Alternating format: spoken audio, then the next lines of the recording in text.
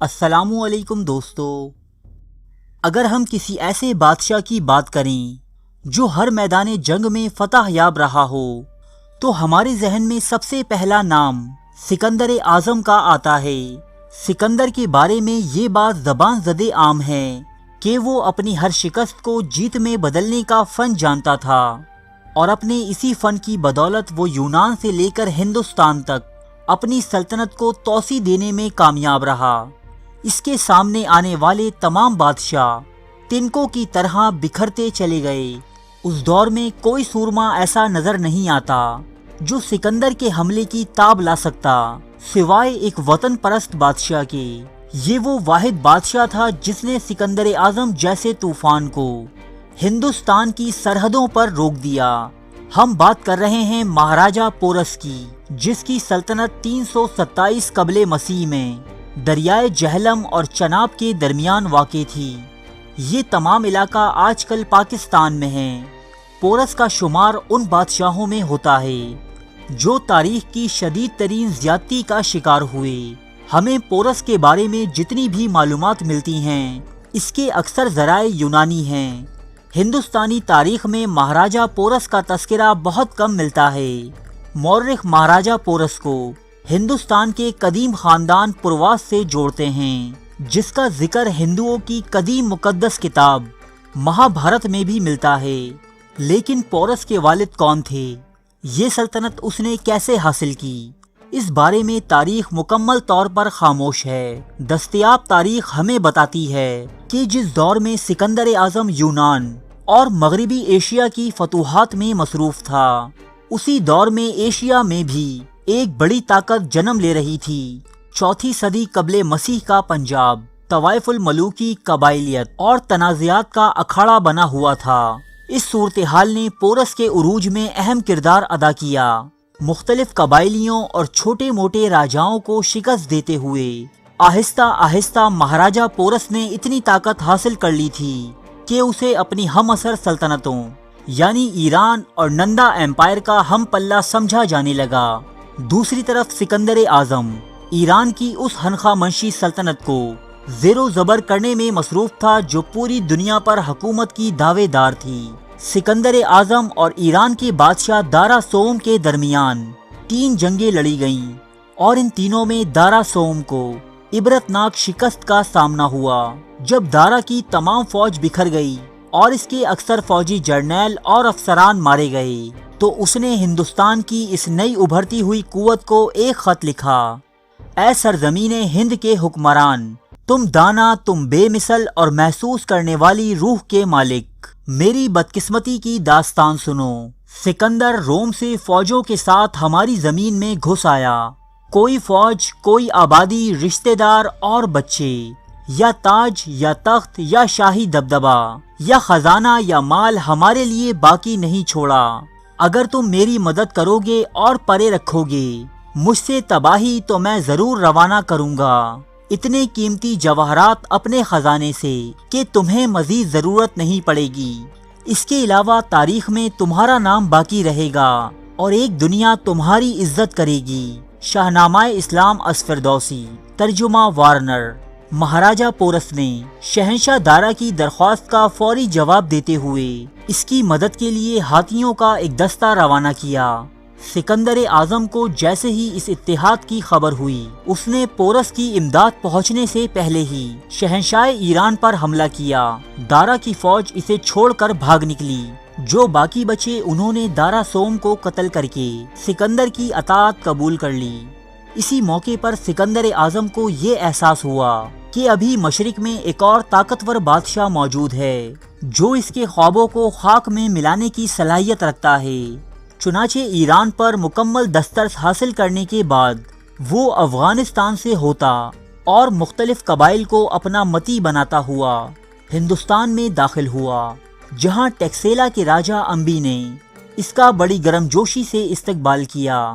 راجہ امبی نے سکندر کے اعزاز میں رقص و سرور کی تقریبات منعقد کروائیں، اسے قیمتی تحائف سے نوازا، جبکہ اپنے 5000 فوجی اور چند ہاتھی بھی سکندر کی فوج میں شامل کر دیے۔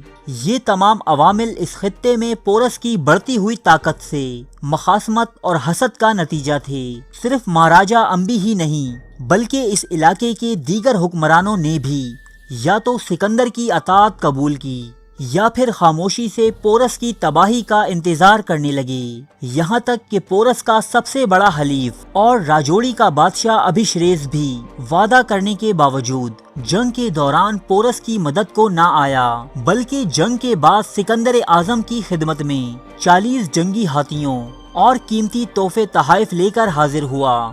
سکندر اعظم نے پورس کے دربار میں بھی اپنا سفیر بھیجا اور اسے اپنی اطاعت قبول کرنے کی دعوت دی، جسے پورس نے مسترد کر دیا۔ اب سکندر پورس کی ریاست پر چڑھائی کی غرض سے روانہ ہوا، لیکن ٹھاٹے مارتا دریائے جہلم اس کے راستے میں حائل تھا، جبکہ دریا کی دوسری جانب پورس اپنی بھرپور طاقت کے ساتھ سکندر کا انتظار کر رہا تھا کہ جیسے ہی سکندری فوجیں دریا عبور کریں یہ ان پر دھاوا بول دے۔ اکثر مورخین کے مطابق پورس کی فوجی طاقت سکندر سے بہتر تھی، جبکہ پورس کے پاس تقریباً 200 ایسے قوی الجثہ ہاتھی تھے جنہیں جنگ کے لیے مہارت دی گئی تھی۔ بلا شبہ ہاتھی اس دور میں نیوکلیئر میزائل جیسی حیثیت رکھتا تھا، کیونکہ جنگی گھوڑے ہاتھیوں کو دیکھتے ہی بدکنے لگتے اور اپنے سوار کو منہ کے بل گرا دیتے۔ یہی وہ پہلا موقع تھا جب سکندری فوجوں کا سامنا ہاتھیوں سے ہوا۔ چند دنوں کی اعصابی جنگ کے بعد سکندر ایک رات دریائے جہلم پار کرنے میں کامیاب ہو گیا، جہاں اس کا پہلا مقابلہ ایک چھوٹے فوجی دستے سے ہوا جس کا سالار پورس کا بیٹا تھا۔ سکندر نے اسے بآسانی شکست دی۔ اس کے بعد دونوں سورماؤں میں باقاعدہ جنگ شروع ہوئی۔ شروعات میں سکندر اعظم اپنے جنگی تجربے اور بہترین حکمت عملی کے سبب میدان جنگ پر چھایا رہا، لیکن جیسے ہی پورس نے اپنے ہاتھی میدان میں اتارے جنگ کا نقشہ ہی پلٹ گیا۔ یہ ہاتھی مخالف سپاہیوں کو پیروں تلے روندنے اور سونڈ کے ذریعے قتل کرنے کے لیے ٹرینڈ تھے، سو انہوں نے اپنی مہارت دکھائی اور سکندری فوجیں تتر بتر کر دیں۔ پورس اپنی فوج کے سب سے بڑے ہاتھی پر سوار تھا، جبکہ وہ خود بھی ایک طاقتور اور لمبا چوڑا آدمی تھا۔ اس جنگ میں پورس کی ذاتی شجاعت بھی قابل دید تھی، وہ جہاں جاتا کشتوں کے پشتے لگا دیتا۔ یہ صورتحال سکندری افواج کے لیے انتہائی مایوس کن تھی۔ مغربی مورخین لکھتے ہیں کہ اس موقع پر سکندر کے فوجیوں نے رونا شروع کر دیا اور وہ چاہتے تھے کہ جا کر پورس سے مل جائیں، لیکن جلد ہی سکندر نے ایک ایسی تدبیر نکالی کہ دیکھتے ہی دیکھتے جنگ کا پاسا پلٹ گیا۔ سکندر نے آگ کے ذریعے پورس کے ہاتھیوں کو ڈرانا شروع کیا اور کئی ہاتھیوں کو ایسے کاری زخم دیے کہ وہ اپنا ذہنی توازن کھو بیٹھے اور سکندر کے بجائے اپنی ہی فوج کو روندنے لگے۔ کہتے ہیں کہ جتنا نقصان اس جنگ میں پورس کے ہاتھیوں نے پورس کے لشکر کو پہنچایا، اتنا سکندر بھی نہ پہنچا سکا۔ تبھی سے پورس کے ہاتھی ایک ضرب المثل بن گئے جو غدار افراد کے لیے استعمال ہوتی ہے۔ بہرحال یہ جنگ اپنی پوری خون ریزی کے ساتھ 8 گھنٹوں تک جاری رہی۔ دونوں اطراف کا شدید جانی و مالی نقصان ہوا۔ سکندر اور پورس دونوں خود بھی شدید زخمی ہو گئے۔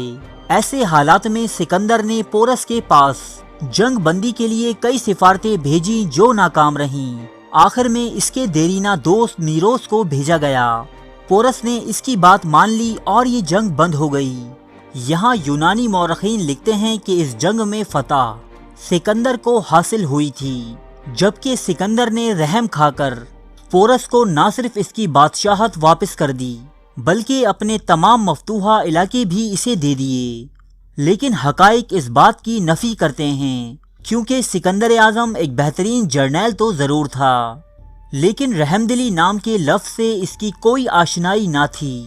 یہ وہ بادشاہ تھا جس نے لوگوں کو معاف کر دینے کے بعد بھی قتل کروا دیا۔ دنیا کے کئی شہر صرف اس لیے صفائے ہستی سے مٹا دیے کہ انہوں نے اس کی اطاعت قبول نہ کی تھی، تو وہ اس پورس کو کیوں کر زندہ چھوڑتا جس نے اس کی آدھی فوج کا صفایا کر دیا اور خود سکندر کو بھی جان لیوا زخم دیے۔ کئی دانشوروں کا کہنا ہے کہ یہ جنگ بندی برابری کی سطح پر ہوئی تھی، جس میں نہ کوئی فاتح تھا اور نہ کوئی مفتوح۔ سکندر اپنی فتوحات مشرق بعید تک لے جانا چاہتا تھا، لیکن اس جنگ کے نتائج نے اسے اور اس کی فوج کو مجبور کیا کہ وہ واپسی کی راہ لے۔ کانٹھوں اور چند دوسرے قبائل کے خلاف کچھ معرکے انجام دینے کے بعد سکندر نے واپسی کی راہ لی۔ ان معرکوں میں اسے مہاراجہ پورس کی امداد بھی حاصل رہی۔ سکندر اعظم کے ہندوستان سے چلے جانے کے بعد چانکیہ نامی دانشور اور چندرگپت موریہ نامی بادشاہ جیسی شخصیات سامنے آئیں۔ انہوں نے پہلے تو سکندر کے حفاظتی دستوں کا صفایا کیا، بعد ازاں پروات نامی حکمران کے ساتھ مل کر نندا ایمپائر کو گرانے میں بھی کامیاب رہے۔